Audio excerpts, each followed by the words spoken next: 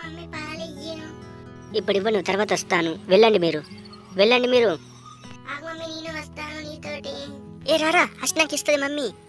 పోరా, ఎన్నిసార్లు చెప్పాలి మీకు వెంట రావద్దని. పోండి, మిమ్మల్ని ఇంటికాడ పడుకొచ్చి వస్తాయి కానీ నాకు తీరిక ఉండదు. పదండి ఇంటికి. మమ్మీ నాకు ఇయ్యవా పాలు? ఈ పొరగాలు చెప్తే అస్సలు ఇంటలేరు. ఊకే ఇబ్బంది పడుతూనే ఉంటారు, పాలు పాలు పాలు అని. ఆగు మమ్మీ, పాలు తాగుతాను. నాకు చాలా ఆకలిగా ఉంది. ఆగు మమ్మీ, పాలు ఇచ్చాక ఎటైనా వెళ్ళిపో. ఆగు మమ్మీ, వస్తున్నా నీ వెంట. ఉండండి అక్కడ, మళ్ళీ వస్తాను నేను. ఆగండి చిన్నయ్య, నేను వస్తున్నాను. మమ్మీ ఎటు వెళ్తుంది? పాలు ఇవ్వదటనా ఇప్పుడు? చెప్పను. ఏ రారా మచ్చలోడా, ముళ్ళలు కోకు, మమ్మీ చూస్తే తిడుతుంది. ఇట్రా, ఈ ముళ్ళలో ఎలుకలు ఉన్నాయని వెళ్తున్నాను, అంతేగాని అట్టిగా వెళ్తలేను.